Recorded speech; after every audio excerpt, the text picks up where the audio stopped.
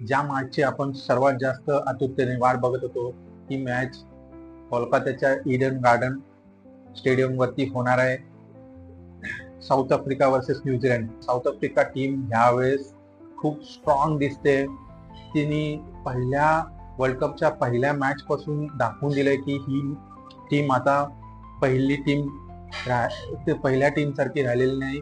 जसं साऊथ आफ्रिकेला आजपर्यंत बोलत होते की चौकस चौकस, पण आता ती चौकस टीम दिसत नाहीये. आता टीम टीम ती हिस्ट्री मागे सोडून आलेली आहे.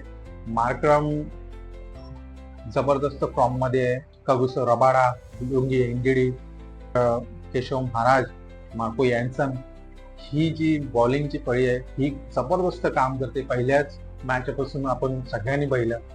आता न्यूझीलंडची टीम ही सुद्धा खूप छान करते. वर्ल्ड कपच्या सगळ्या मॅचेस मध्ये 2 मॅच ते हारले, पण साऊथ आफ्रिका टीम ही अनडिफिटेड आहे सध्या. सगळ्यांना माहिती आहे की साऊथ आफ्रिका टीम ही या मॅच मध्ये खूप स्ट्रॉंग आहे. न्यूझीलंडला साऊथ आफ्रिकेला जर हरवायचं आहे तर खूप मेहनत करावी लागेल, एक स्ट्रॅटेजी आखावी लागेल. कारण साऊथ आफ्रिका टीमला हरवणं सध्या खूप नामुष्कीचं झालेलं आहे. कारण साऊथ आफ्रिकन टीमने इंडियन टीमला सुद्धा हरवून दाखवलेलं आहे की ती किती स्ट्रॉंग टीम आहे.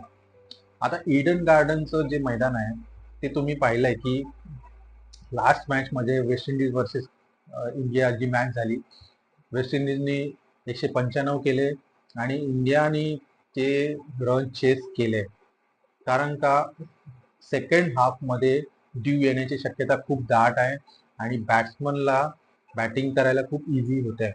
न्यूझीलंडने जर टॉस जिंकला तर पहिली बॉलिंग घ्यायला पाहिजे, कारण सेकंड हाफ मध्ये ड्यू येणार याची शक्यता दाट आहे. ही मॅच खूप रंगतदार होणार आहे. तर बघूया कोण जिंकते.